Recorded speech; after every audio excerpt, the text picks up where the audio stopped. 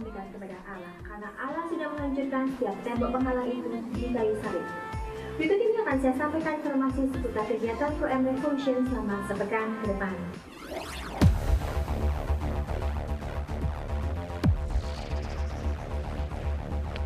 Halo pemirsa Before 30, senang sekali bisa membawakan kembali acara kesayangan Anda. Saya membawa sebuah kabar baik buat setiap kita, dimanapun kita menyaksikan acara ini. Tuhan menyediakan mujizat bagi setiap orang yang percaya. Dan itulah kabar gembira yang akan mengubah hidup Anda.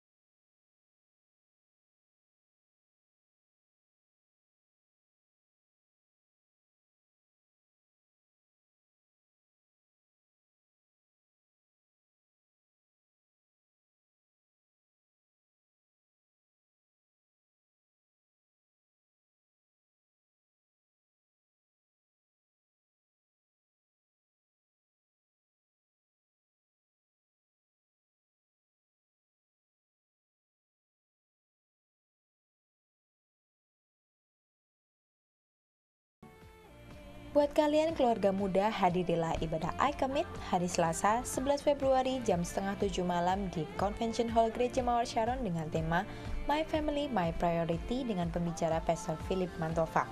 Ajaklah keluarga-keluarga muda untuk hadir dalam ibadah ini. Buat kalian para single, hadirilah ibadah Fame hari Selasa 11 Februari jam 6:30 malam di ruang ibadah utama dengan tema Personal Ethics and Professional Relationship dengan pembicara Ibu Mia Dharma dari Jakarta. Dapatkan terobosan baru dalam ibadah ini. Jangan lewatkan seri pengajaran kitab Hagai dengan tema Mencintai Rumah Tuhan dan Keluarganya di ibadah Pro M Revolution hari Sabtu 22 Februari jam 7 malam di ruang ibadah utama dengan pembicara Pastor Philip Mantova.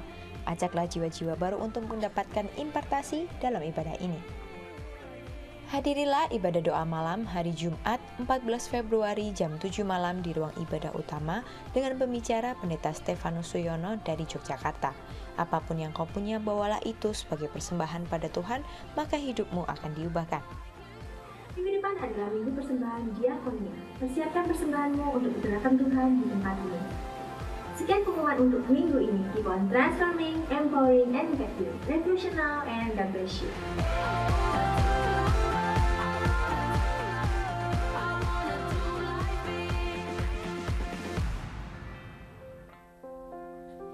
Kaulah Tuhan El Shaddai, Tuhan yang berkuasa, Kau sanggup mengadakan semua yang ku perlukan.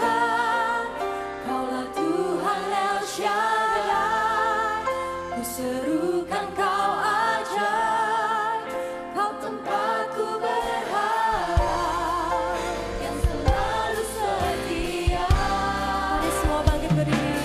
El Shaddai, Tuhan yang berkuasa,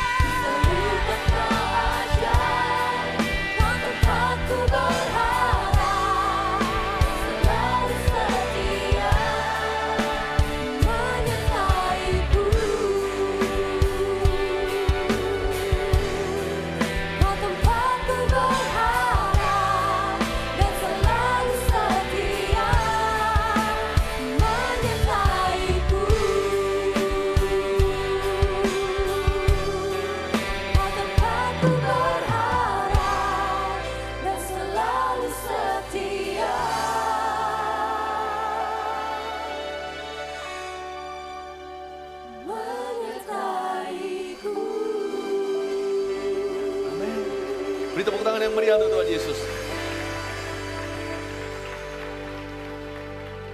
Sungguh Pro M adalah rumah kedua bagi banyak orang, apalagi yang setia setiap Sabtu malam kebaktian.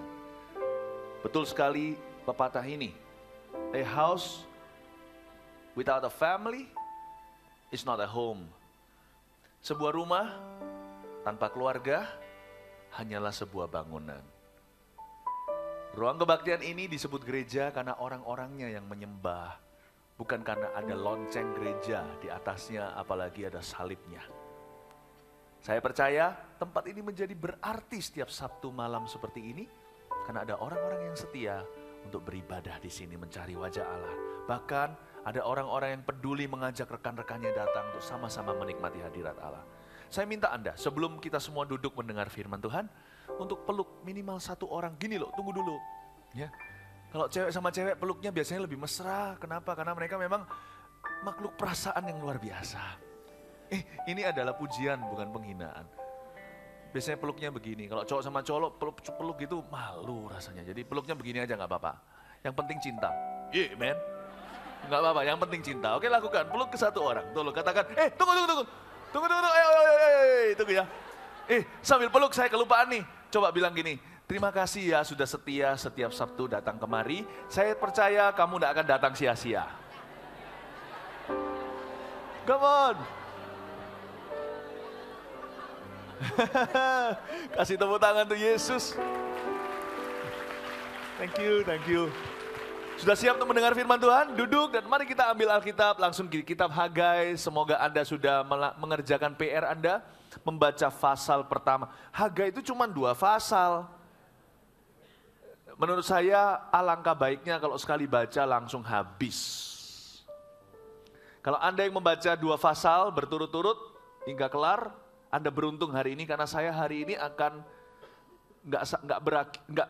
saya tidak hanya akan mengcover pasal 1, malah akan lumber sedikit sebagian pasal 2. Dan kitab Hagai ini istimewa. Hagai adalah seorang nabi. Dan kontemporer atau rekan-rekan sepelayanannya sejaman, ada beberapa nabi yang lain, nabi-nabi terakhir perjanjian lama.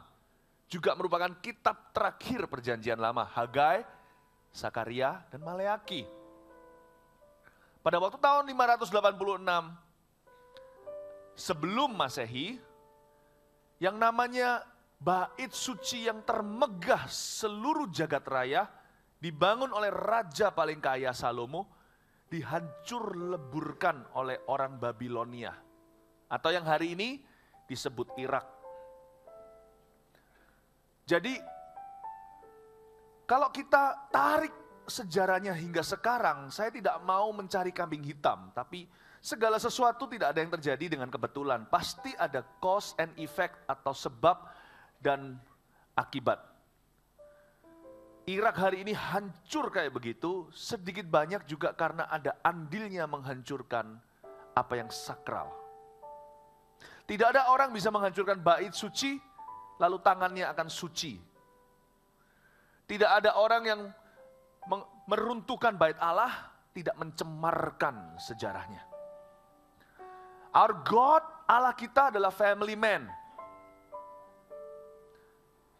Allah kita tuh family man, cuman family di dalam konteks manusia selalu dimulai dengan pernikahan, bukan? Kalau Tuhan enggak begitu, karena Tuhan yang menciptakan kita. Dia bukanlah eros, dia itu agape, kasih yang tanpa syarat, kasih yang sorgawi.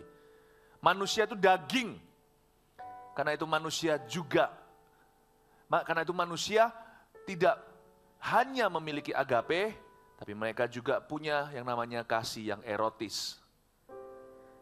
Hubungan seks dan sebagainya itu sementara. Nanti kalau di sorga tidak kawin maupun mengawinkan, maupun dikawinkan. Nah, singkat cerita, pokoknya Allah itu adalah seorang family man. Dia cinta keluarganya, dia cinta rumahnya, tapi yang paling dia cinta bukan gedungnya. Makanya judulnya hari ini untuk Hagai, bukanlah cuman sekedar mencintai rumah Allah, tapi mencintai keluarganya itu yang lebih terutama. What is a house without a family? What is a church without people who have worshiping hearts? Tuhan tuh sayang. 586 bait suci diruntuhkan. Tapi Tuhan itu pulihkan. Allah kita adalah Allah kesempatan kedua. Dia itu dahsyat. Tidak perlu kecewa kalau Anda dan saya gagal di masa lalu. Allah kita selalu memberi kesempatan lagi. Kita memang tidak bisa mempermainkan Allah, mencobai Dia, maupun memanipulasi kasih karunia-Nya, tapi asal hati kita tulus mau bangkit lagi, selalu diberi kesempatan oleh Tuhan. 538 sebelum Masehi, Koresi digerakkan oleh tangan Allah untuk mengizinkan orang Yahudi pulang ke Yerusalem, bahkan dikasih pesangon lagi agar mereka bisa segera bangun bait Allah, padahal Koresi bukan orang Yahudi maupun orang yang takut akan Allah. Tapi sesudah itu hidupnya berubah karena dia membuka diri untuk berbuat baik kepada bait suci. Tapi sayang sekali, orang-orang Yahudi tidak bisa membuat pekerjaan itu kelar selama 15 tahun. Makanya Tuhan bangkitkan Hagai sebagai mouthpiece, sebagai penyambung lidah Allah, berbicara kepada umat Israel. Hello, orang-orang pilihan Allah, mengapa Anda diam saja? Ayo mulai bangun. Jangan cuma taruh batu di atas batu yang lain. Selesaikan, rampungkan apa yang telah kau mulai. Allah lebih ingin melihat umatnya diberkati, dipakai daripada kita merindukan untuk dipakai dan diberkati. Berkat itu mudah bagi Allah.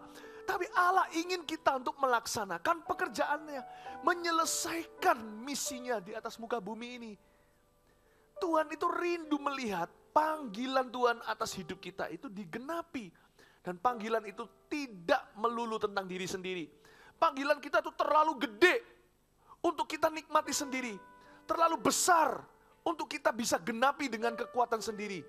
Kerajaan Allah bukan one man show. Kita butuh keluarga Allah untuk merampungkan semua panggilannya di dalam hidup ini. Ya, seperti rasul-rasul itu loh. Tuhan panggil mereka menjadi penjala manusia.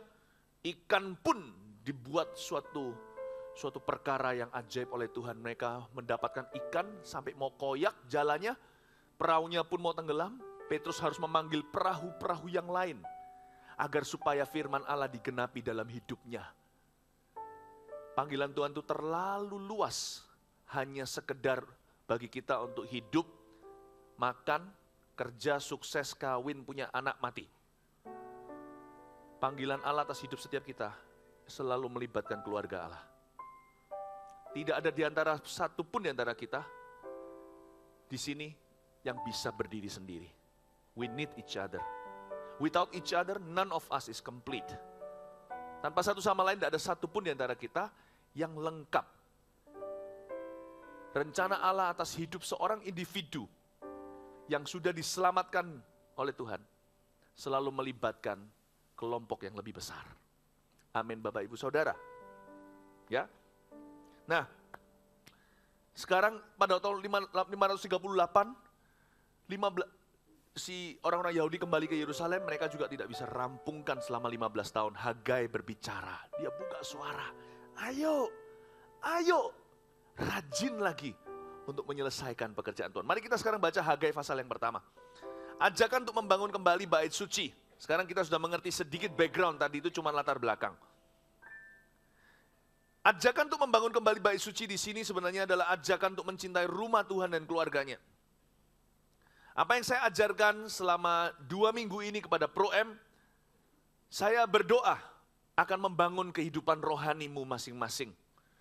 Tuhan sangat tertarik dengan kehidupan rohani setiap jemaat Pro-M. Jadi saya berdoa agar setiap Anda dibangkitkan lewat pengajaran ini. Ayat pertama, pada tahun yang kedua, zaman Raja Darius, dalam bulan yang ke-6 pada hari pertama bulan itu, datanglah firman Tuhan dengan perantaraan Nabi Hagai kepada Zerubabel bin Sealtiel, Bupati Yehuda, dan kepada Yosua bin Yosadak, imam besar, bunyinya. Beginilah firman Tuhan semesta alam. Bangsa ini berkata, sekarang belum tiba waktunya untuk membangun kembali rumah Tuhan. Maka datanglah firman Tuhan dengan perantaraan Nabi Hagai, katanya, bunyinya, apakah sudah tiba waktunya bagi kamu untuk mendiami rumah-rumahmu yang dipapani dengan baik? Dalam bahasa aslinya, your luxurious homes. Rumahmu yang luks, yang didekor dengan rapi dan profesional oleh insinyur. Kau mendiami rumah-rumahmu yang dipapani dengan baik, sedang rumah ini tetap menjadi reruntuhan. Garis bawahi di ayat 2 ada kata, sekarang belum tiba waktunya. Itu kata-kata yang keluar dari mulut umat pilihan Allah, bangsa Israel. Sekarang belum tiba waktunya. Ayat 4, protesnya Allah juga perlu digarisbawahi. Rumah ini tetap jadi reruntuhan. Sementara engkau tinggal di rumah-rumahmu yang baru. Rumah ini tetap menjadi reruntuhan. Pertanyaan saya waktu saya baca ayat-ayat pertama dari pasal pertama, saya bertanya, mengapa ya orang-orang Israel ini kok sengaja mengulur kelarnya bangunan bait suci? Apa mereka tidak cinta sama Tuhan? Waktu kita baca Alkitab, apalagi kalau menyinggung orang-orang yang di masa lalu, jangan kita sok benar, lalu kita menghakimi mereka. Karena semua firman Tuhan yang tercantum di dalam Alkitab ini ditulis untuk kita, berarti kita juga punya tendensi atau condong kecenderungan yang sama. Setiap kali saya baca Alkitab itu, saya harus GR dan hati-hati. Setiap orang-orang yang dipakai Allah, diberkati di sini saya boleh GR, itu untuk saya. Karena Alkitab ini ditulis untuk saya. Alkitab ini adalah kebenaran Tuhan segala zaman. Jadi nggak cuma untuk zaman Hagai. Di zaman 2014 pun berlaku. Saya kan GR, wah ini pasti untuk aku. Tapi kalau ada sesuatu pelanggaran, suatu kejatuhan, atau suatu kelalaian, saya nggak boleh berkata, ah itu orang-orang bodoh sekali, mengapa mereka menyembah patung lembu sapi? Kita juga kok. Jangan lihat patung lembu sapi itu. Mereka adalah orang-orang yang menyerah pada tekanan mayoritas. Kita juga seringkali menyembah berhala itu tanpa sapinya. Kita tunduk sama tekanan. Ketika Harun ditegur sama Musa, kenapa kamu buang semua anting-anting umat Tuhan dijadiin lembu emas? Dia bilang mereka tekan aku gak punya pilihan, semua berbuat gitu. Kalau aku gak ikut, malah aku nanti dikucilkan. Semua orang menyembah berhala itu, namanya ketakutan. Waktu saya membaca tentang Hagai, kenapa umat Tuhan begitu lalai? Saya harus hati-hati. Di sini saya bukan GR, tapi saya harus waspada. Mungkin saja itu saya. Kenapa ya? Lalu saya mulai tanya sama Roh Kudus waktu baca ayat ini. Tuhan, kira-kira mengapa umat Tuhan itu begitu lelet? Kalau soal apa yang Tuhan paling inginkan, kenapa mereka lelet? Apa mereka nggak cinta sama Tuhan? No. Waktu saya renungkan, ternyata umat Tuhan ini nggak sengaja lelet. Kalau Anda dan saya nggak percaya, coba aja. Ulur apa yang bisa kau lakukan dan kerjakan hari ini, ke esok hari, tak terasa 15 tahun berlalu sudah. Mengapa? Karena hidup kita, zaman ini nggak jauh beda dengan zaman itu. Hidup kita itu selalu terburu-buru. Kita itu seperti dikejar hantu tiap hari. Benar. Harus ketemu orang ini. Telepon si itu. Jangan lupa selesaikan tugas yang berikut. Jam sekian harus di sana. Tanggal sekian tugas ini harus kelar. Bulan sekian saya harus kembalikan, saya harus bayar hutang. Lalu selalu begitu. Selalu ada sesuatu yang segera dan mendesak. Bahkan kalau nggak hati-hati umat Tuhan akan menjadi need oriented. Driven by needs. Driven to fulfill needs. Atau selalu tergesa-gesa hidup hanya untuk satu tujuan tanpa sengaja. Yaitu untuk memenuhi kebutuhan. Jadi selalu pikiran kita itu tiap hari dikejar-kejar dengan yang namanya apa yang perlu kulakukan sekarang. Apa yang segera dan apa yang mendesak. Problema kita terletak pada nilai-nilai kita. kerohanian tanpa kita sadari merosot luar biasa sekali. Bukan karena kita tidak cinta Tuhan, bukan karena kita tidak berapi-api, tidak berterima kasih, bukan. Tapi zaman menyeret kita seperti ada arus yang lebih kuat dari kita. Kalau kita tidak punya prinsip yang kuat dan melawannya, kita pasti terbawa. Oh ya, saya juga. Saat teduh itu tambah susah bagi saya setiap hari. Bahkan di hari-hari di mana saya kira santai sekali. Hari-hari ini tiap kali saya pulang kantor ya, saya merasa kerjaanku belum kelar, belum selesai. Setiap hari saya dikejar dengan perasaan itu. Jam sekian meeting sama ini. Lalu saya beritahu sama di gereja, siapkan mobil dan kendaraan, saya langsung keluar ketemu dengan orang yang itu. Lalu setelah itu baru keluar, sudah ada telepon, saya ditunggu oleh yang sebelah sana. Waduh, seperti juggling luar biasa. Pada saat itu saya berkata sama dunia, leave me alone just for 5 minutes. Saya tutup pintu, saya kasih jangan ganggu, tanda jangan ganggu. Saya kadang-kadang matikan satu lampu, mungkin teman-teman yang di meja sekretaris di luar itu mungkin perhatikan. Saya diam dan saya tanya sama Tuhan, Tuhan, bawa aku pergi dari sini, tubuhku masih di sini, saya nggak ngilang. Saya bukan David Copperfield. Tapi bawa jiwaku pergi jauh sekarang. Selamatkan aku dari 3 momokku yang perlu, yang segera dan yang mendesak. Tolong diatur ulang segala prioritasku Tuhan. Masalah manusia selalu seputar nilai-nilai dan prioritasnya. Saya tidak mau tahu lagi apa yang perlu segera dan mendesak. Beritahu kepadaku yang seringkali ku tinggalkan sehingga berdebu. Yang namanya yang penting. Tell me what's important to you. I want to listen. Please, not what's urgent. Not what's necessary. Not what's urgent. But what's important to you, Lord. I want to listen. Saya matikan lampu, saya nggak mau matikan semua lampu nanti. Dikiranya saya tertidur di jam kantor. Saya diam. Saya berkata, Tuhan, selamatkan aku dari 3 momok ini. 3 monster yang semakin menggerogoti hidupku. Saya berkata, tell me what's important, Lord. Tell me. Then he speaks. My goodness, beautiful. Pertumbuhan rohani itu bukan ketika sibuk loh saudara. Ketika hatimu tenang dan mendengarkan. Dia akan buka mulut bicara dan memberitahumu apa, bukan apa yang perlu, apa yang segera dan mendesak. Apa yang penting di matanya. Aku tidak mau 15 tahunku berlalu begitu saja. Tanpa terasa dari before 30. Tahun ini saya akan jadi langsung lompat before 50. Tahun ini saya sudah 40. Lord, I do not want to let 15 years pass. 15 minutes okay, bisa berlalu. 15 years no way. You need to calm down and listen to God's priority for your life. Kau perlu tenang, diam, dan mendengarkan apa yang merupakan prioritas Allah di hidup Anda.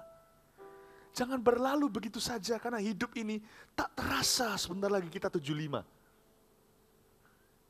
Disitulah diletakkan kunci pertumbuhan rohani.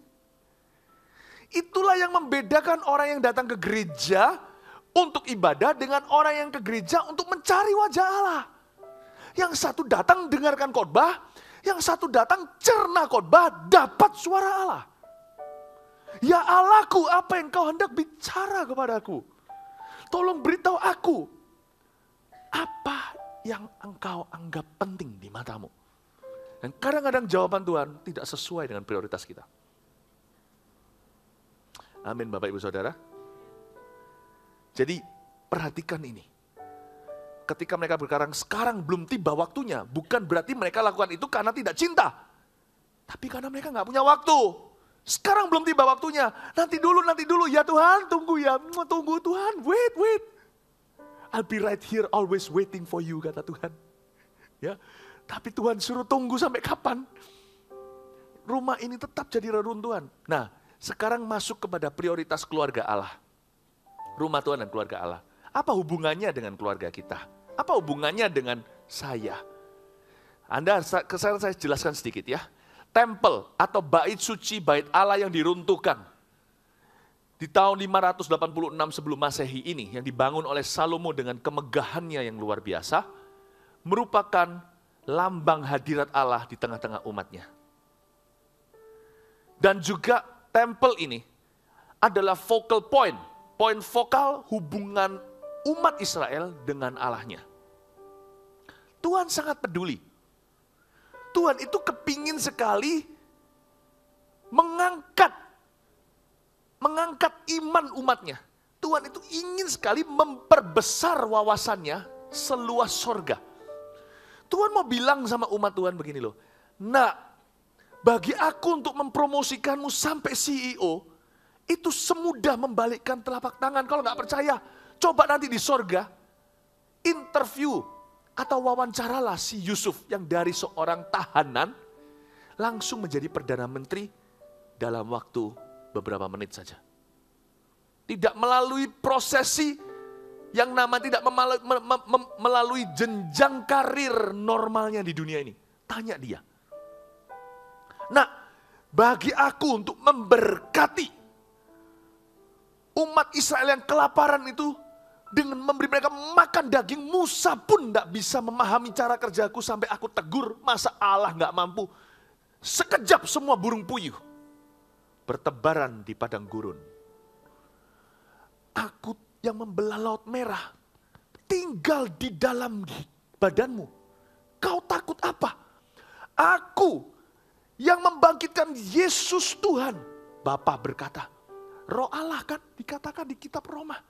Roh itu membangkitkan Yesus dari kuburan. Tinggal di dalam tubuhmu. Kau khawatir apa? Kau mau sekaya apa? Minta padaku. Masa aku tidak bisa beri? Tapi aku belum suka motivasimu, masalahnya. Kau mau punya apa? Bilang sama aku punya segalanya. Tapi rumahku menjadi reruntuhan. Rumahku jadi reruntuhan.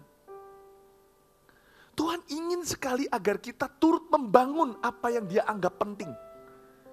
Dikasih barter, trade sama Tuhan, pertukaran.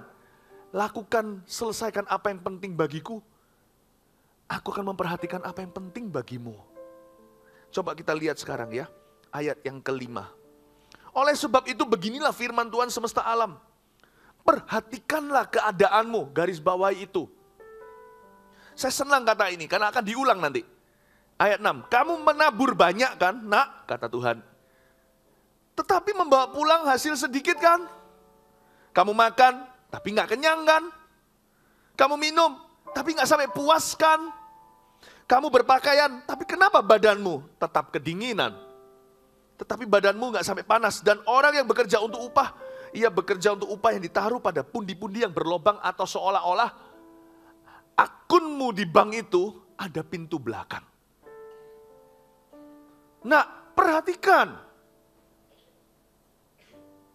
Tuhan itu bukan pencuri. Yesus berkata, aku gembala, aku masuk lewat pintu. Bahkan akulah pintu itu. Di Yohanes 10.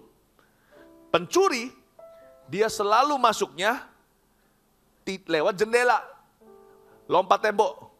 Ku kalahkan satpam dan melompat tembok, haleluya. Nah itu pencuri.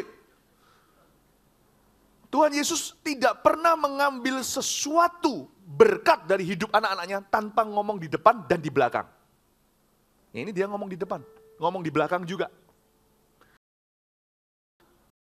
Semua miliknya, kalau dia ambil sesuatu dari kita, dia selalu buka bicara. Lain cerita dengan pencuri, ekornya pun tidak dapat dicari. Tuhan bilang gini, ya kan? Lalu kita, bukankah kau menabur banyak, menuai sedikit? Kemana itu emas yang kau taruh di guci? Gucinya pun tidak terlihat sekarang. Karena bukan cuma emas itu kau cairkan, jual demi sebuah modal dan ujungnya tetap tidak mendapat keuntungan, malah lenyap, raib emasmu. Tongnya pun, kotaknya pun kau jual murah. Tuhan bilang, mau tahu siapa yang ambil? gua yang ambil. Ini bukan pencuri, ini gembala. Ini dikatakan di Ibrani, didikan seorang Allah kepada anak-anaknya yang tidak dianggap sebagai anak-anak gampangan. Kenapa ya Tuhan? Saya punya 3 anak. Kita semua di sini juga banyak anak. Kebaktian Pro M itu khas dengan suara, ada anak-anak kecilnya nangis di sana di situ. Bahkan ketika perjamuan kudus pun di sebelah kaki masih ada 1. Saya mau beritahu satu hal, kita semua yang punya anak kita tahu lah ya. Kalau kita seorang pendidik yang baik, ketika kita mengambil suatu hak anak kita pasti akan memberitahu dia kenapa. Itu berarti kita sedang memberi dia sebuah pelajaran berharga. Kenapa dia grounded? Kenapa iPhone-nya dirampas oleh papa mama? Bukan berarti papa mamaku pencuri, iPhone-ku diambil. Enggak, sebab kamu begini terus. Matematikamu merah. Ini sekarang adalah suara ayah ini kalau saya baca nih. Suara ayah didik anaknya. Mau tahu kemana iPhone-mu? Tuhan lagi bilang gitu. Mau tahu kenapa liburan harusnya kemarin itu gak jadi? Mau tahu kenapa? Luar biasa loh. Ini saya melihat bangsa Israel dididik oleh seorang yang maha kasih. Pengalaman hidup Anda termasuk yang bolong, yang turun, yang sakit. Coba didengar-dengaran dengan Allah. Maksudnya apa di balik itu? Supaya bertumbuhlah rohanimu. Banyak orang makan firman, tak mengerti-mengerti pula. Ketika sesuatu terjadi, buktinya apa? Langsung kecewa. Pratanda dia dengar khotbah, tidak dengar firman. Kalau kita dengar-dengaran dengan Allah, kita bisa menerjemahkan. Segala pengalaman kita itu ada maknanya. Di situ pertumbuhan rohani terjadi. Ini luar biasa. Tuhan lagi berkata, siapa? Perhatikan keadaanmu. Artinya apa? Tolong tafsirkan dengan benar. Mengapa sampai hari ini ada 1, 2, 3 doamu belum ku jawab pula? Itu karena masih ada satu hal yang aku inginkan masih runtuh di tanah. Dan kau bisa bangun seharusnya. Kau bisa libat andil di dalamnya. Tapi kau belum mau. Selama kau gak mau, iPhone-mu gak kembali kepadamu. Luar biasa ya. Itulah sebabnya banyak orang salah ngerti Allah. Tidak dengar didikannya, langsung keluar-keluar buka suara. Berikan iPhone-ku, tambah keras, tambah Tuhan kebal. Kenapa ada doa yang tidak dijawab? Bukan karena doa kita kurang iman. Telinga kita kurang peka. Apa yang menjadi maksud Allah? Apa yang saya ajarkan di sini akan membuat teriakan doa Anda semakin ringan. Ketika kita memahami hati Tuhan, wow, buka suara Tuhan, langsung malaikatnya menyerbu. Hubungan kita dengan Tuhan jadi dekat. Saya berdoa, pengajaran yang saya berikan ini revelatory. Bukan memberi informasi, tapi revelation. Revelation, pewahyuan untuk membuat hubungan kita erat dengan Allah. Mari kita cari tahu sekarang. Apa yang Tuhan rindukan dari kita? Jemaat Pro M. Kerohanian seperti apa yang Tuhan inginkan dari penggembalaan ini? Perhatikan keadaanmu. Sekarang kita lihat ayat yang ke-7. Diulang lagi. Beginilah firman Tuhan semesta alam. Perhatikanlah keadaanmu. Tunggu sebentar. Pernahkah Anda bicara dengan orang yang ngulang-ngulang kata-kata? Saya pernah loh bicara dengan orang gitu. Kemungkinan bisa jadi orang itu mulai pikun. Atau kemungkinan terjadi mungkin orang itu gagap. Atau mungkin karena orang itu begitu karena dia lupa Allah kita. Kalau kita baca Alkitab harus mengerti. Sesuatu diulang 2 kali. Itu super penting.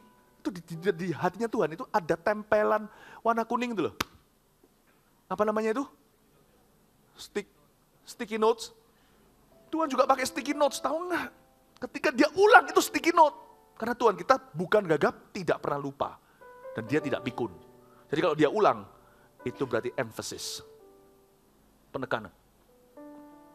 Sekalian masuk ke sekolah Alkitab sedikit ya. Untuk bisa mengerti kalau kita baca itu gimana tafsirkan firman Allah. Saudara-saudara, dia ulangi lagi di ayat 7. Perhatikan keadaanmu. Jadi, ayat 8 ya. Naiklah ke gunung, bawalah kayu, dan bangunlah rumah itu. Maka aku akan berkenan kepadanya. Dan akan menyatakan kemuliaanku di situ, firman Tuhan. Kamu mengharapkan banyak, tapi hasilnya sedikit. Ketika kamu membawa ke rumah, aku mengembuskannya. Oleh karena apa? Tuhan bertanya. Aduh, kalau Tuhan mulai tanya, itu berarti ada pelajaran berharga. Sebab Allah kita nggak pernah tanya. Dialah jawaban. Kalau sampai tanya, itu kita harus semi menemukan sendiri, mencari jawabannya. Papa ambil iPhone-mu. Kenapa? Kalau anak itu ikut-ikut sarkastik dengan papanya, dapat hukuman ganda. Papa yang ambil kok malah tanya sama aku kenapa? Papa yang harus beritahu kenapa? Papanya bisa begini. Alamak, kau belum mengerti juga. Tambah lama iPhone-nya di tangan papa, tidak kembali ke tanganmu. Kalau papa tanya, papa ambil iPhone-nya? Adik kira mengapa? Nah, jawablah.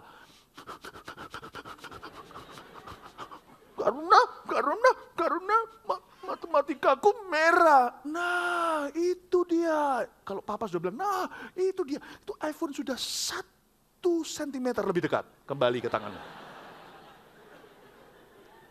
Itulah sebabnya banyak doa kita hari ini masih di level berdebat dengan Allah. Allah gak tertarik untuk menjawabnya. Stop debating him, you won't win. Give him what he needs. And he'll give you what you want. What does God need? Dia butuh segalanya, dia sudah punya segalanya kan. What does he need? Rumah ini reruntuhan. Kalau saya jadi Tuhan, saya bangun sendiri. Tapi Tuhan itu konsekuen dengan kata-katanya. Kunci kerajaan sorga, ku letakkan di tanganmu. Aku tidak akan ambil lagi. Jadi, what does God need? Nah ini pertanyaannya di sini. Tiap hari apa yang Tuhan butuhkan? Perhatikanlah keadaanmu. Kamu mengharapkan, ini sampai mana tadi ayatnya? Oh pertanyaan itu, oleh karena apa? Demikianlah firman Tuhan semesta alam. Ayat 9, ingat ya kalau saya ngajar gitu ya, jadi bisa berhenti di tengah ayat, 1/4, 3/4, nggak tahu, 60% pokoknya. Mulai dari sana ingatin saya juga. Oleh karena apa? Demikianlah firman Tuhan semesta alam. Oleh karena rumahku yang tetap menjadi reruntuhan, sedang kamu masing-masing sibuk dengan urusan rumahnya sendiri. Oke, perhatikan keadaanmu, saya kasih 3 aplikasi sederhana. Perhatikan kehidupan rohanimu. Jangan cuman sekedar memperhatikan karirmu. Mulai hari ini, buat komitmen untuk memperhatikan kerohanian Anda. Bangun hubunganmu dengan Allah. Lebih daripada kita sekedar ke kebaktian pro-M atau ke gereja. Bangunlah kerohanianmu, jangan sekedar karirmu. Itulah sebabnya ketika karir melulu yang dikejar, tidak akan pernah Anda tangkap. Tidak akan pernah Anda, ketika karir saja yang kita pursue, Anda akan berakhir di padang gurun. Bangunlah, jangan sekedar cuma bangun kehidupan profesionalmu. Tapi bangun dulu kerohanian Anda. Sungguh-sungguh mencari Allah. Nah ini gak bisa dipaksa. Satu jemaat dengan jemaat di sebelahnya bisa beda-beda. Miliki motivasi jemaat pro-M beribadah juga. Dan Anda tertanam di sini dengan satu tujuan. Aku mau bertumbuh secara rohani, itu keputusan. I really want to grow. I really want to grow. Yang kedua, perhatikan keadaanmu. Tuhan suruh kita ngerti dan memahami hatinya.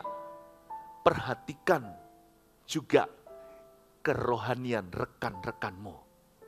Jangan sekedar rumah tanggamu.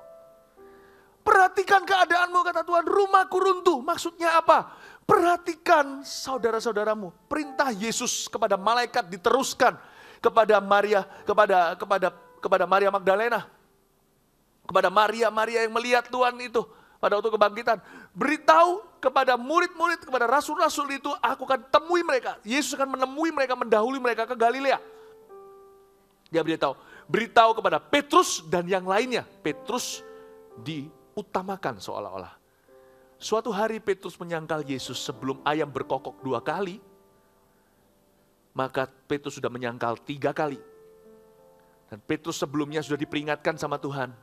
Iblis sudah menuntut untuk menampimu, tapi aku sudah berdoa agar kamu jangan jatuh. Jangan sampai gugur, maksudnya jangan sampai berakhir seperti Yudas Iskariot. Akhirnya kita mengerti di akhir cerita itu begitu. Nanti kalau kamu sudah kuat, kata Yesus, kuatkan saudara-saudaramu.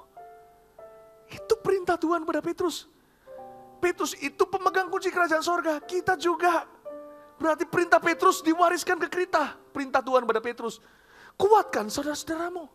Jangan sekedar peduli hanya untuk keluargamu, untuk rumah tanggamu, untuk suami atau istri, untuk anak, untuk papa mama sendiri.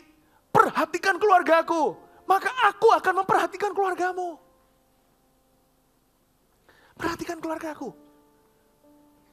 Kepadamu kupercayakan. Itulah masalah Habil dan Kain kan. Kain ketika ditanya Tuhan, di mana adikmu?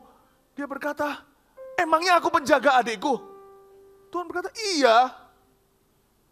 Tuhan berkata, iya, kamu penjaga adikmu. Kenapa darahnya berseru dari tanah, menjerit kepadaku? Tidak kebetulan Habil itu kuciptakan jadi Laol. Atau si anak kedua, adik kandungmu. Aku mau tahu. Kita ini dipanggil sebagai makhluk sosial. Bukan karena dunia mengatakannya, tapi karena memang itulah DNA gambar rupa Allah. Allah pun Allah Bapa, Putra, Roh Kudus Tritunggal. Enggak sendirian. Kita dipanggil tidak untuk peduli pada diri sendiri. Detik kita lakukan itu, maka ada sesuatu yang runtuh antara kita dengan Tuhan. Karena itu Tuhan berkata apa? Ketika ditanya oleh seseorang guru agama, perintah mana yang paling utama? Tuhan berkata, kasihlah Tuhan Allahmu dengan segenap hatimu, kekuatanmu, dan segenap pikiranmu. Lalu Tuhan orang-orang kiranya sudah berhenti sampai sana. Good. Orang Farisi juga lakukan itu. Mereka sembahyang tutup mata sambil menuduh-nuduh sana sini, pemungut cukai nggak layak segala. Orang Farisi, ahli Taurat juga lakukan itu, berdoa di pinggir jalan tanpa peduli sekelilingnya. Tapi Tuhan berkata, Tuhan lanjutkan. Dan yang perintah yang kedua yang sama dengan itu, garis bawahi kata itu kalau Anda membacanya di kitab Injil, yang sama dengan itu. Artinya ketika nomor 2 dilanggar, Tuhan anggap nomor pertama tidak valid. Tidak sah. Yang sama dengan itu, kasihlah sesamamu manusia. Love your neighbors as yourself. Itu luar biasa. Saya mengerti Tuhan Tuhan memanggil kita untuk perhatikan kerohanian rekan-rekan kita. Paulus mengajarkan kasih di semua orang, rasul-rasul mengajarkan demikian. Tapi dimulai dari saudara seiman. Luar biasa ya, prioritasnya jelas. Yesus itu punya 70, di antara 70 itu ada lingkaran berikutnya 12, dari 12 punya 3. Hidup kita di tengah-tengah dunia ini kita bagian dari seluruh bumi. Tapi dipotong lagi, lingkaran lebih dalam lagi, dan yang paling dalam, di samping keluarga kita adalah keluarga Allah, anak-anak Tuhan.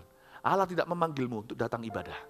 Allah memanggilmu untuk terlibat, melakukan sesuatu untuk kemajuan rohani orang yang di sebelah kanan kirimu. What have you done? Allah tidak pernah menciptakan benalu, orang yang datang ibadah serap sebanyak-banyaknya. Yang gitu gak bisa bertumbuh. Allah memanggil kita untuk datang di sebuah gereja, untuk kontribusi yang paling sederhana. Saya belajar waktu di Kanada, tata kursi supaya semua orang kebaktian dengan rapi. Tapi saya lakukan dengan segenap hati. Tuhan terima itu sebagai persembahan, seperti Tuhan menerima persembahan dari tangan Habil. Dia terima itu sebagai sesuatu harum. Kita dipanggil untuk kontribusi dari perkara yang paling kecil sederhana demi kemajuan saudara seiman yang Tuhan percayakan di kanan kiri kita. Orang di kanan kiri kita sekalipun kita nggak kenal, baru lihat sekarang, mereka bukan strangers, karena dalam Tuhan kita bersaudara. Amin. Pertama perhatikan kerohanianmu, bukan cuma karirmu. Kedua, perhatikan kerohanian orang lain, saudara seiman. Jangan hanya sekedar perhatikan darah dagingmu sendiri. Lalu yang terakhir, perhatikan kerohanian generasimu, bukan sekedar gerejamu. Nah, ini juga tujuan kebaktian Pro-M. Izinkan saya menekankan sesuatu sebelum saya lanjutkan pengajaran ini ke berikutnya, ya. Nanti tambah indah nih, pengajaran ini mengarah ke berkat. Kita tahu di kitab Hagai yang sudah baca tahu, emas perak punyaku. Luar biasa Tuhan itu. Ya, di sini kita tahu, di sini ada berkat-berkat yang Tuhan janjikan kepada umatnya. Tapi sebelum ke sana, saya mau bawa pesan ini bahkan ke aplikasi untuk visi misi profesional muda. Saya mau jelaskan begini. Kebaktian Pro M ini diadakan dengan tujuan yang sama. Menjadi sebuah focal point agar hadirat Allah dirasakan untuk generasi orang-orang yang bekerja namun masih muda. Kuliah juga sudah bukan, terlalu tua juga belum jadi. Generasi ini banyak terhilang, dihancurkan Babilonia. Di kitab Wahyu dijelaskan Babilon itu apa? Babilon itu sistem dunia, duduk di atasnya si pelacur itu, si Babilon itu. Saya mau beritahu pada Anda mengapa Pro M ini berdiri supaya Anda bisa lihat. Supaya jangan sampai di sini ada orang yang terlalu free maupun terlalu hukum Taurat. Dua-dua bahaya. Lawlessness and legalism, these are two different equally dangerous monsters. Yang namanya, lawlessness, tidak ada hukum, ngalir saja, no commitment, low commitment, tidak ada komitmen, atau komitmen rendah. Itulah penyebab banyak free sex di dunia. You and I no commitment lah. Tetapi legalisme yang ambilin orang-orang yang berzina lalu dirajam di pinggir jalan. Yang pecah-pecahin botol miras dan sebagainya dengan cara kekerasan. Sama buruknya dengan pelacuran. Dua-dua kurang pewahyuan hati Allah. Saya mau jelaskan ini agar benar-benar kebaktian ini diberkati. Dan semua yang hadir di dalamnya semakin diberkati, katakan amin. Oke, saya jelaskan. Generasi kita ini, usia ini, itu banyak sekali ditelan oleh dunia. Karena dunia paling memancing generasi ini dengan idealisme. Idealisme, bukan idealisme, angan-angan cita-cita, mau dapat trofi wife, istri piala, yang seperti Miss Universe tampangnya. Yang cewek mau dapat suami yang wajah Brad Pitt, kantong Bill Gates. Dan kita mengejar cita-cita. Dari kontrakan punya rumah. Satu nggak cukup, aku harus invest berikutnya. Apartemen mana, ruko mana, tanah mana yang bisa aku beli. Dari toko mau buka cabang, mau punya pabrik. Ini adalah usia di mana Yesus ditaruh di atas tempat tinggi, ditunjukkan dunia, tunduk sekali kau tahu. Sekali saja tunduk sama setan, ku beri semua ini kalau kamu mau kompromi. Inilah usia di mana kita susah bicara sama partner kita. Kalau mereka datang dari luar negeri contohnya, dan mereka minta wanita, kita bisa berkata tidak, itu susah sekali. Minimal minum lah, bawa gua ke klub lah. Susah sekali, susah banget. Kalau lebih tua mungkin lebih bisa, orang lebih toleransi karena family. Nah, usia ini susah sekali. Dianggap seperti pecundang, gak berani untuk menjamu teman. Ini usia yang paling rawan. Dan di luar sana, gak anak Tuhan, bukan anak Tuhan, ditelan Babilonia, si pelacur, duduk di atas monster itu. Berdirinya gereja ini, gereja Pro M, bukan gedungnya. Gedungnya ini sudah ada. Kebaktian umum juga pakai ini, AOG juga. Visinya sendiri, bukan terpisah untuk berjalan sendiri. Tapi untuk menjangkau di luar sana generasi kita yang terhilang. Letak jantung Tuhan itu persis ada di generasi ini. Generasi tengah gentayangan. Allah mengerti Yesus itu digantung di kayu salib. Di sorga tidak, bumi pun tidak kakinya tidak kena. Yesus tahu apa artinya tanggung di tengah, digantung di sana sampai mati. Banyak generasi kita digantung di sana. Ini adalah generasi zombie. Berdirinya kebaktian ini sebagai focal point. Agar mereka mengerti ada hadirat Allah untuk usia segini. Bisa paham ya saudara-saudara? Kenapa berdiri? Karena itu Tuhan memanggil pembangun. Nah, jangan hakimi orang yang tidak bisa komitmen di hari Minggu. Hari Sabtu malam di Pro M. Kalau kita nggak ngerti, kita akan jadi orang-orang yang pakai seragam warna tertentu tersebut yang saya sebut tadi. Lalu marah-marah orang, tuduh-tuduh, tuding-tuding dan hakimi, kenapa tidak komitmen sama kebaktian Pro M. Orang yang menyuarakan begini juga nggak ngerti visi. Sebab sesuatu yang indah tidak perlu dipaksa. Kalau kita mengerti hati Allah, komitmen muncul sendiri. Saya kasih contoh. Saya kasih contoh ya. Ini contoh, saya nggak punya, ini omong kosong ya. Pak Victor, saya punya rumah di Kanada. Ini contoh, nggak punya ya. Rumah saya itu mansion, ya harganya mungkin 2,3 juta dolar. Saya mau kasih kamu for free, boleh? Boleh ya.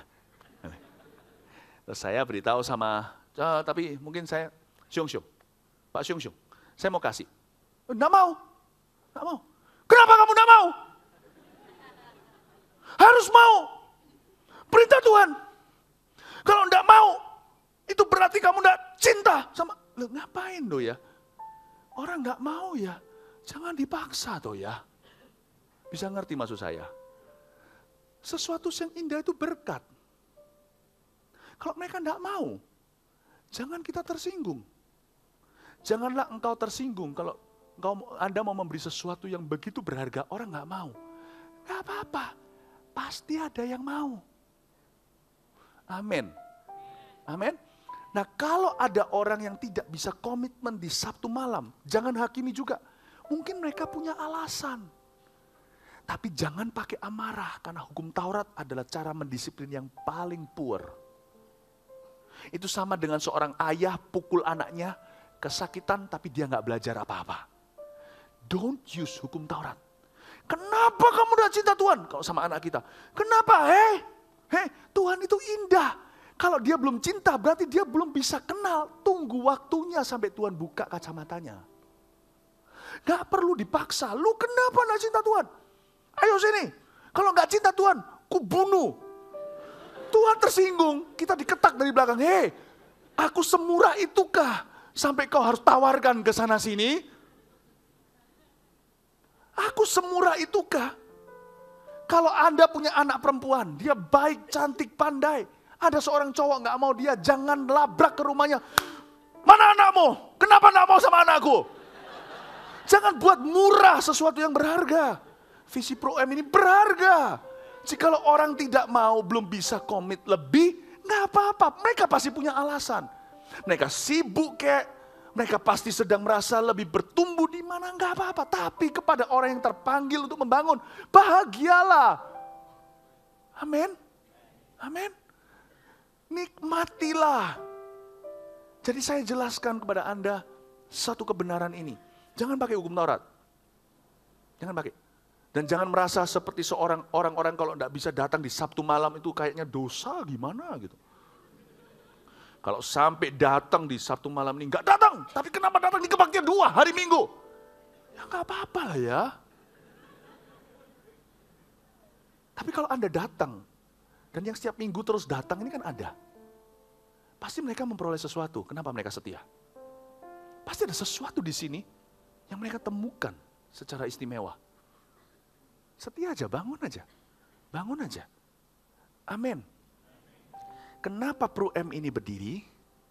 Ada suatu panggilan untuk membangun misi Yesus Kristus kepada generasi yang gentayangan ini.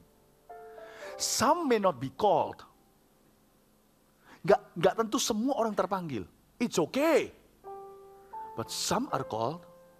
Beberapa terpanggil. Setialah yang terpanggil. Amin. Tidak semua orang bisa melakukan apa yang saya lakukan. Tapi saya cinta apa yang saya lakukan. Tidak dibayar pun saya mau. Demikianlah spirit yang bebas dari hukum Taurat. Tidak semua orang mungkin akan ibadah di sini. Tapi aku senang di Sabtu malam ini aku belajar sesuatu. Lanjutkan. Jangan sampai cuman kerohanianmu, bawa sampai ke kerohanian rekan. Jangan berhenti di sana, bawa sampai kerohanian generasimu yang mati gentayangan di luar sana. Bawa mereka datang ke sini. Jangan marah, jangan tersinggung kalau Anda sendirian. Bangun sendiri, gak apa-apa. Saya melayani Tuhan, itu karena saya cinta Tuhan. Hari ini saya punya banyak asisten, saya senang sekali. Karena pekerjaan saya jadi lebih ringan. Saya punya beberapa personal asisten, sekretaris juga punya, beberapa asisten gembala-gembala juga punya, nggak apa-apa. Tapi andai kata omong kosong, semua mereka akhirnya minta mundur, saya nggak akan tersinggung. Wong saya mulai pelayanan itu dari awal di Kanada, gulung-gulung kabel, nggak ada asisten, nggak ada sekretaris. Kalau nggak ada cleaning service di sini, saya nggak keberatan. Wong dulu di Vancouver, Kanada, saya yang ambil tisu-tisu yang dijatuhkan oleh jemaat. Saya ambil Alkitab-Alkitab yang ditinggalkan. Saya melayani Tuhan itu karena senang, bukan karena terpaksa. Kalau sana nggak mau ikut melayani dengan saya, it's okay, saya jadi jongos lagi. Saya mau, wong dulu saya jatuh cinta sama pelayanan waktu saya jadi jongos kok. Have such a spirit, free spirit. And this place will be filled with the freedom of the Holy Spirit. Jangan taruh yoke, kuk di atas siapapun juga. Never, hati-hati, jangan sampai. If you're happy, that's contagious enough. Kalau engkau senang melakukan apa yang kau senang lakukan, Tuhan tambahkan karena imanmu menular. Tidak ada yang lebih menular, tidak ada api yang lebih ganas. Tular menularnya seperti sukacita. Sukacita Tuhan kekuatanku, the joy of the Lord is my strength. Bener loh, hari ini saya malah sampai yang Alkitab aja ada yang bawain. Itu bukan karena saya nggak bisa bawa Alkitab gua sendiri, hati. Saya bisa. Malah bicep saya nggak kalah sama bicepmu. Itu karena I wanna share the joy of ministering the word. Karena saya ingin share sama Hadi, sama siapa yang nanti companion nanti. Saya ingin share sama kalian sukacitanya melayani Tuhan. Bahkan anak saya Jeremy lagi nggak di sini. Ini saya pakai headsetnya, dia yang cetek. Kalau di sini nanti ada yang berkata tolong di on kan, itu Jeremy yang on kan. Terus terang jangan bilang sama anak saya onin sendiri gampang kok nih. Ini mati. Tes, ya. Saya bisa sendiri. Kenapa saya libatkan Jeremy? Bukan karena saya kalau tidak dibarengi, saya nggak mau melayani. Kalau saya tidak dibantu, saya gondok. Saya akan ngambek. Enggak. I can do all these things myself. I can. I'm happy. Makanya Tuhan tambahkan di kanan kiriku orang-orang yang turut melayani. Why? Because I'm a happy servant. Anda mau lihat Pro M bertumbuh? Just be happy. And holy of course. Kalau Anda lakukan itu, boom, spreading. Ketika engkau berikan cook, kalau enggak datang, tidak komitmen. Kalau kita mau date ya, saya sama istri saya mau date. Kalau saya gituin dia atau dia gituin saya, buyar tuh date belum mulai. Kalau enggak datang, enggak komitmen, kita lakukan. Kalau saya langsung fokusnya kepada untuk membuktikan, mati gua. Cinta enggak natural. Komitmen is komitmen, tepat waktu. Tapi saya lakukan, saya tahu mengapa. Karena saya cinta. Dan kalau saya lakukan itu, lain kali saya mau lebih lagi. Itu kuncinya more of you. Not being commanded to do, but happy to do it. Mau bertumbuh CG-nya? Just be happy. Saya kepingin kalian semua datang, tapi kalau kalian nggak datang, saya di sini nyembah muji sendiri. Saya senang, happy. Bener loh. Bener, saya jadi ingatin Tuhan, iya ya, kamu melayani itu karena apa Philip? Saya tanya Tuhan, iya karena happy Tuhan. Kamu dulu jatuh cinta sama pelayanan kapan? Ketika kamu jongos sendiri. Iya. Jadi jangan pernah kita merasa terpaksa membangun rumah Tuhan. Ini yang orang Israel lupa selama 15 tahun. Bersukacita. Mereka jadi robot. Sukacitanya hilang. Kasih mula-mula tiada lagi. Tuhan ingatkan, kenapa mereka kembali ke Yerusalem? Menurut titah Darius, menurut titah Koresi. Mengapa? Karena mereka cinta rumah Allah. Layani dengan senyum dan tertawa. Pertumbuhan akan menggila, percayalah saya. Amin. Nobody wants to follow a bunch of zombies. But people want to follow those who are holy and happy. They want to find out their secret, baby. Tidak ada orang mau mengikuti zombie, tapi orang yang holy dan happy, semua orang ingin mengikuti. Apa rahasiamu? Kenapa begitu mudah dan begitu hidup? Aku mau tahu ada apa dengan kalian. 10 orang bukan Yahudi memegang puncak jubah, puncak jubah satu orang Pro M. Dan berkata, ada apa dengan kalian ya? Kalian gak ikut-ikutan narkoba, seks bebas segalanya. Tapi saya lihat hidupmu itu betul-betul bermakna. Berarti mereka belum mau, tapi lama-lama mereka pasti gak tahan. Ketika mereka capek dengan dosa, mereka akan cari kalian. Gimana ya kalian ini, a bunch of young people, kalian beda. Dibilang kalian apes enggak, dibilang kalian bodoh juga enggak. Ada apa? Aku belum bisa ngerti imanmu. Karena memang belum lahir baru kan. Tapi dia berkata, yang kayak gini nih, aku kagum. Meskipun dia belum mau ikut, minimal dia kasih kekaguman dulu. Sebagai first court atau deposito di depan. Sebagai uang muka di depan. Aku kagum. Udah, biarin dia tetap ngerokok, tetap main perempuan, tetap dia clubbing, tetap alkohol. Tapi lama-lama suatu hari itu kan ada akhirnya. Dia lihat ada apa dengan kalian ini. Anak-anak muda yang penuh sukacita. Saya dengar loh, kebaktian Sabtu malam kalian itu, aduh banyak orang, kok pernah sekali aku datang lalu kerasa gitu, aduh damai gitu dia, damai. Gak tahu ya, pulang itu aku bisa damai gitu loh.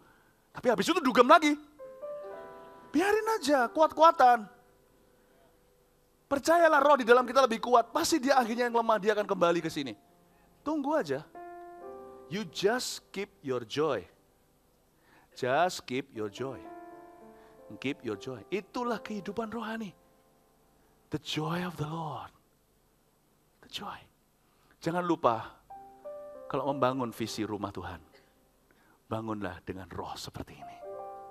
Saya tancapkan sekarang roh ini di kebaktian Bro M. Amin, saudara-saudara. Jangan pakai penghakiman, jangan pakai iri-iri segala. Jangan pakai Taurat. Pakai senyum. Berkata, aku akan bangun. Amin. Anda belajar sesuatu? Perhatikan keadaan ini. Tuhan lagi bicara tentang keadaan di dalam diri kita yang sedang Tuhan buka. Sekarang kita lihat. Ya. Sampai ayat berapa? Sudah mau selesai kok ini ya. Sampai mana? Ayat 9. Sekarang 10. Oke, sekarang 10 ya. Itulah sebabnya langit menahan embunnya dan bumi menahan hasilnya, dan aku memanggil kekeringan datang ke atas negeri, ke atas gunung-gunung, ke atas gandum, ke atas anggur, ke atas minyak, ke atas segala yang dihasilkan tanah, ke atas manusia dan hewan, dan ke atas segala hasil usaha. Lalu Zerubabel bin Sealtiel dan Yosua bin Yosadak, imam besar, dan selebihnya dari bangsa itu mendengarkan suara Tuhan Allah mereka dan juga perkataan Nabi Hagai, sesuai dengan apa yang disuruhkan kepadanya oleh Tuhan Allah mereka. Lalu takutlah bangsa itu kepada Tuhan. Maka berkatalah Hagai utusan Tuhan itu menurut pesan Tuhan kepada bangsa itu demikian. Aku ini menyertai kamu, demikianlah firman Tuhan. Ayat 14, Tuhan menggerakkan semangat Zerubabel bin Sealtiel, Bupati Yehuda, dan semangat Yosua bin Yosadak, imam besar, dan semangat selebihnya dari bangsa itu. Maka datanglah mereka lalu melakukan pekerjaan pembangunan rumah Tuhan semesta alam mereka pada hari yang ke-24 dalam bulan yang ke-6. Perhatikan kata di ayat 12, di kalimat terakhir dikatakan lalu takutlah bangsa itu. Lalu takutlah. Awal mula emosi perdana ketika mereka dengar suara Allah adalah rasa takut. Gak apa-apa, itu normal. Ketika seseorang jalannya salah, prioritasnya terbalik. Ketika ditegur, yang pertama kali muncul adalah perasaan negatif. Tapi negatif seperti itu duka cita yang mendahului kemenangan. Tapi tidak bisa sebuah pekerjaan diselesaikan dengan perasaan negatif. Ingat, perasaan takut adalah pembukaan yang baik. Tapi penutupan yang parah. Mereka takut karena mereka diperhadapkan dengan hukum rohani Allah. Akhirnya mereka mengerti dan sadar bahwa mereka telah salah. Selama ini mereka salah jalan. Ketika seseorang diperhadapkan dengan kebenaran, reaksi pertama kadang-kadang silau sekali. Karena kita sudah tidur 15 tahun. Dinyalain lampu yang wattnya gede lagi. Seperti Hagai. Yang Hagai katakan itu wattnya gede. Langsung sakit di mata. Tapi sekali orang lihat kebenaran, selaput itu jatuh dari matanya dan dia bersuka cita. Karena itu di ayat 14 kalimat pertama indah. Menyambung ayat 12 kalimat terakhir ayat 12 yaitu takutlah bangsa itu disambung dengan Tuhan menggerakkan semangat. Lalu dikatakan lagi dan semangat selebihnya dari bangsa itu bukan cuma Zerubabel, semuanya dibangkitkan semangat. Lihat, dimulainya takut tapi berlanjut ke semangat. Itulah roh Allah. Itu roh Allah. Mereka diperhadapkan dengan hukum rohani. Hei, selama ini kalian lakukan ternyata salah. Prioritas kalian terbalik-balik semuanya. Yang kau perhatikan melulu karirmu. Melulu tentang kehidupan cintamu. Melulu tentang pokoknya dirimu. Tuhan bilang bangun hubunganmu dengan aku dulu. Ketika mereka sadar, aduh salah jalan 15 tahun. Dia takut. Takutnya berdasarkan takut kalau mereka nggak bisa dipulihkan lagi. Atau mereka takut, aduh apa ya selama 15 tahun itu yang telah kelewatan. Mereka takut. Sama dengan kalau orang koma 15 tahun bangun gitu, pasti pertama perasaannya selain senang takut. Dia lihat tempat ini asing. Dan waktu diberitahu 15 tahun kamu sudah tidak sadar, apa yang telah kelewatan? Istriku mana? Oh kamu belum nikah? Oh iya.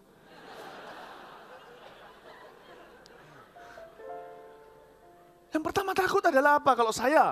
Kalau orang itu adalah saya pasti pertama juga selain mau lihat istri saya, anak saya nggak mau kelewatan 15 kali ulang tahun mereka. Takutnya bukan takut karena ditakut-takuti setan, takutnya bukan karena terdakwa atau dituduh. Karena di dalam Roma pasal 8 dikatakan dalam Kristus tidak ada lagi hukuman. Takutnya tuh, aduh kelewatan apa gua? Selama 15 tahun ini aku salah jalan. Aku gak perhatikan rekan.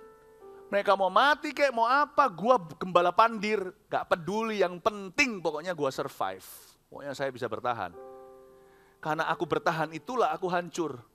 Karena satu-satunya pertahanan, the best defense is always offense. Pertahanan yang paling top adalah menyerang. Mau tahu gak Efesus 6? Semua bagian tubuh kita yang kelihatan, ditutup senjata perlengkapan. Kecuali satu, tidak ada baju zirah.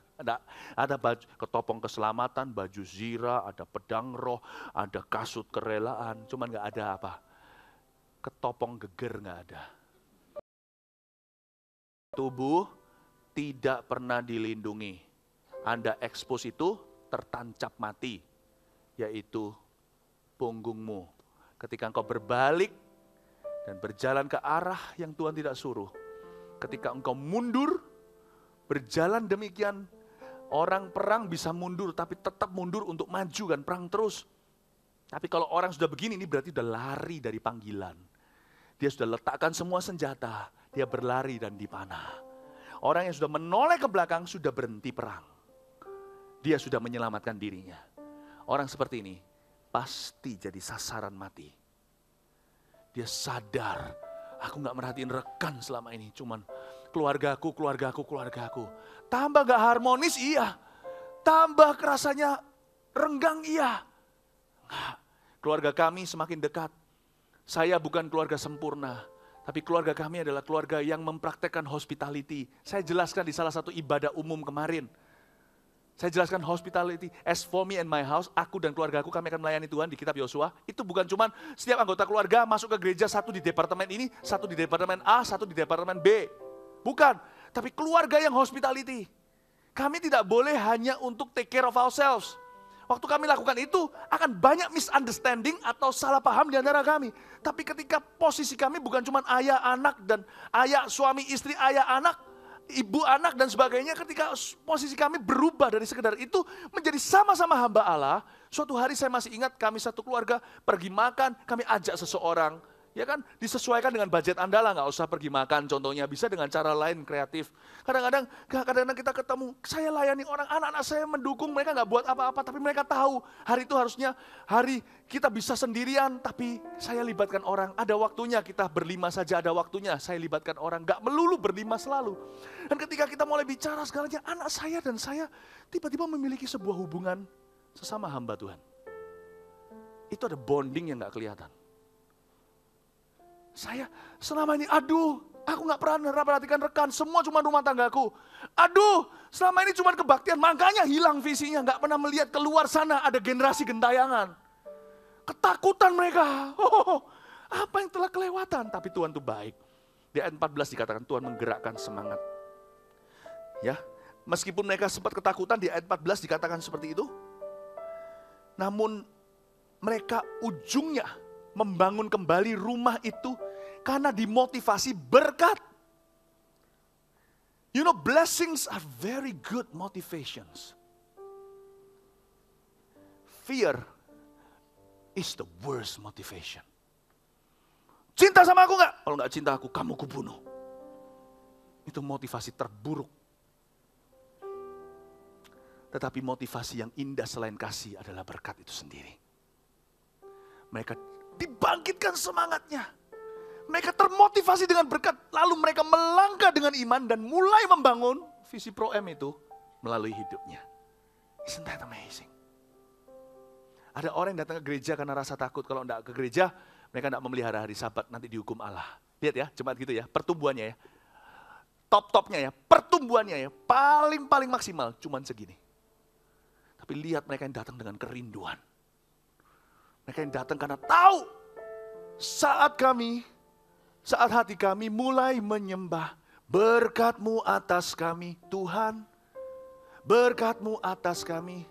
And as our hearts begin to worship, we'll be blessed because we came, oh Lord. We'll be blessed because we came. Lihat itu mereka, datangnya pun beda, pulangnya pun tambah beda. Orang yang datangnya karena ketakutan, hari Sabat, datang. Setelah selesai, satu syarat sudah lewat.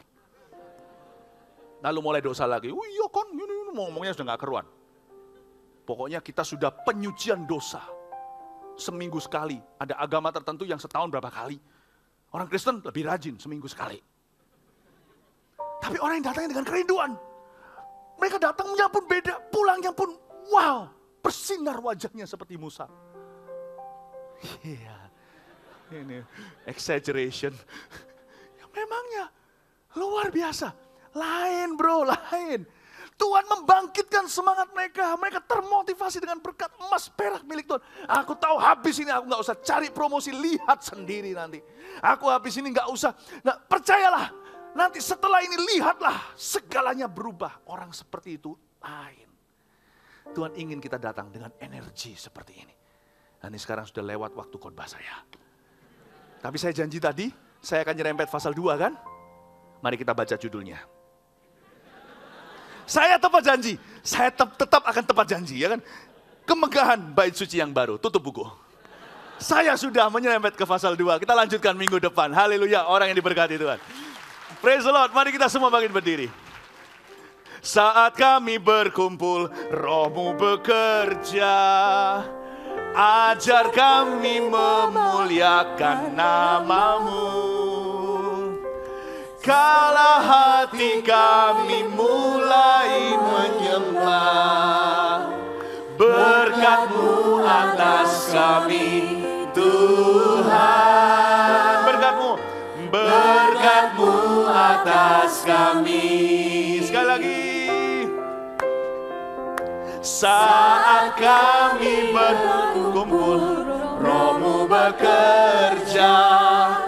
Ajar kami memuliakan nama-Mu. Kala hati kami mulai menyembah, berkat-Mu atas kami Tuhan. Kala hati kami, kala hati kami mulai menyembah, berkat-Mu atas kami Tuhan. Kala hati kami, kala hati kami mulai menyembah, berkat-Mu. Kita nyanyikan dari awal. Kita cuma waktunya tinggal 5 menit. Nyembahlah sampai pada taraf di mana kita merasa cinghian pueja. Hari ini rasanya gak mau pulang, rasanya tetap mau di dalam hadirat Allah. Mari kita sama-sama meresapi bahwa rumah Tuhan ini indah. Terima kasih Tuhan untuk kesempatan ini untuk bisa selalu datang setiap minggu menyembah. Aku gak mau datang sendiri, tumbuhkan dalam diriku kasih, beban untuk orang lain. Sehingga akhirnya aku akan Kau pakai sebagai penjala manusia itu. Mari kita angkat tangan kita sama-sama, nyanyikan sama-sama.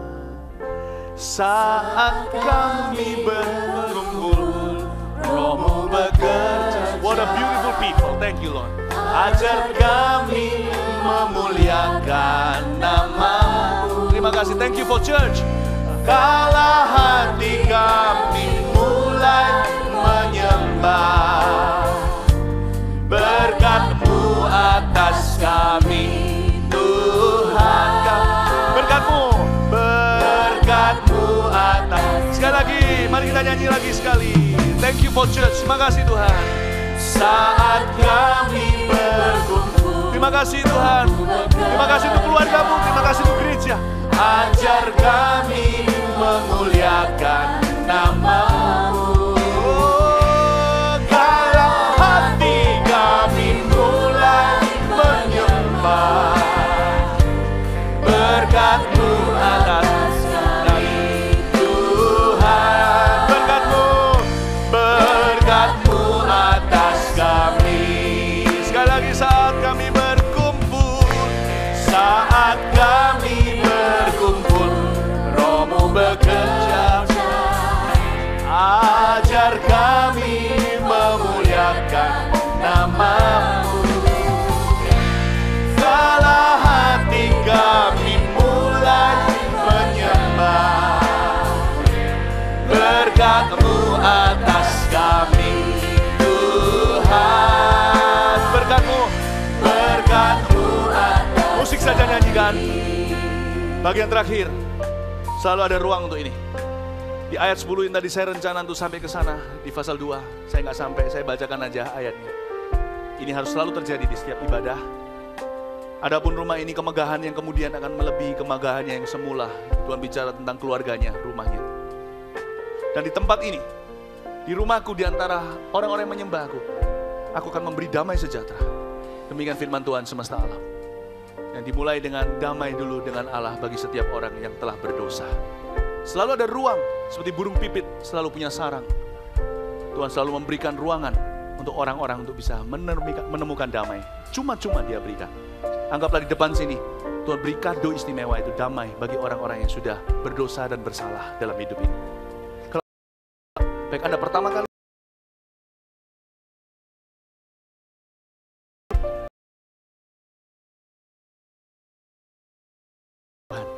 apa yang kulepaskan akan terlepas di sorga. Ketika nyanyikan lagu ini sekali lagi, bawa barang pribadi Anda, dari sini kita doa berkat selesai.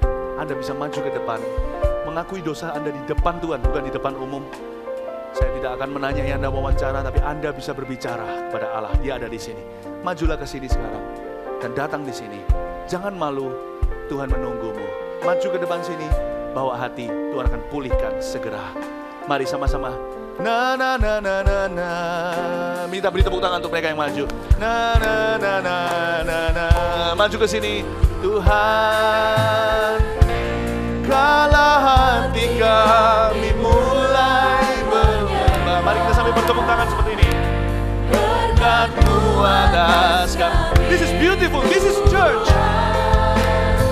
Kala hati kami mulai menyembah. Berkat-Mu atas kami, Tuhan. Berkat-Mu, berkat-Mu atas kami. Kala hati, konselor langsung serbu, langsung doain mereka, peluk mereka, jamah mereka, berkati mereka. Atas kami. And let's start praying, start praying, start praying. Mulai berdoa. Karena hati kami mulai menyembah. Berkat-Mu atas kami, Tuhan. Kala hati kami menyembah. Berkat-Mu atas kami. Kasih Tuhan, kasih Tuhan. Sama-sama. Kasih Tuhan tak berkesudahan, tak habis-habisnya ramanya, selalu baru setiap hari. Katakan setiap hari, baru setiap hari. Besar setiamu, setiamu Tuhan. Besar setiamu, besar setia. Kasih Tuhan, kasih Tuhan. Mohon counselors,